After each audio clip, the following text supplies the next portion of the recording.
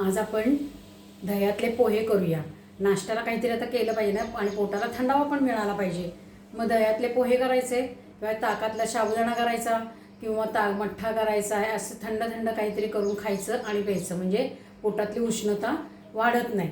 आणि ते आपण करण्यासाठी काय करणार आहे, सगळं साहित्य जे घेणार आहे, आता आपण हे सगळं साहित्य घेतलेलं आहे। हे 1 वाटी पोहे भिजवून घेतलेले आहेत, त्याच्यात भाजलेले शेंगदाणे किंवा तळलेले शेंगदाणे, भाजलेले शेंगदाणे सोलून घेतलेले आहेत, कढीपत्ता घेतलेला आहे, कोथिंबीर आणि हिरवी मिरची मिसळण्याचं, म्हणजे आपल्याला फोडणीचं साहित्य आहे, आणि थोडंसं पातळ केलेलं दही, थोडंसं पातळ करायचं, जास्त पातळ करायचं नाही, कारण ते सगळं मिक्स झालं पाहिजे। त्यासाठी आपल्याला आता काय केलं पाहिजे, फोडणी केली पाहिजे।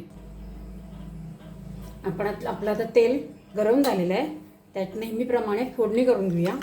मोहरी, जिरे, हिंग आणि हळद।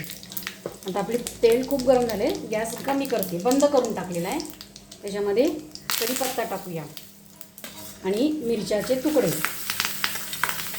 आणि आपले हे शेंगदाणे जे आहेत ते आपण थोडेसे तळून घेऊया त्याच्यामध्ये।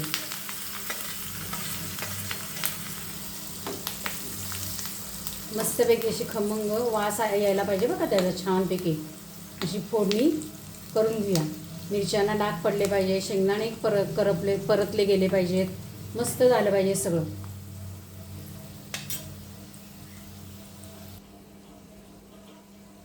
आता आपण काय करूया, ह्या दह्यामध्ये, म्हणजे थोडंसं पातळ केलेलं दही आहे, त्यात भिजवलेले पोहे घालून घेते सगळे मी।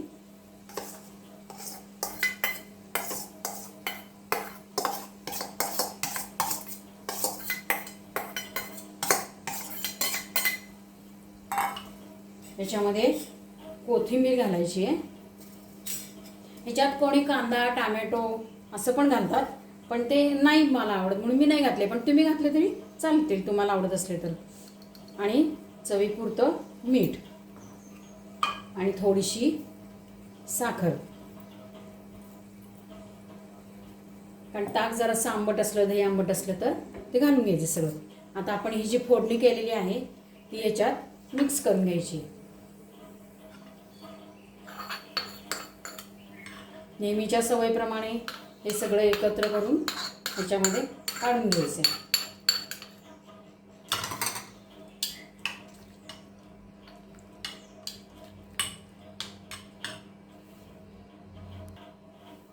अशा पद्धतीने घरातले पदार्थ आणि चविष्ट पदार्थ करून खायचे, बाहेरचं मेळ मिसळ काही खायचं नाही, आणि अशा पद्धतीने खायचं आणि हेल्दी राहायचं।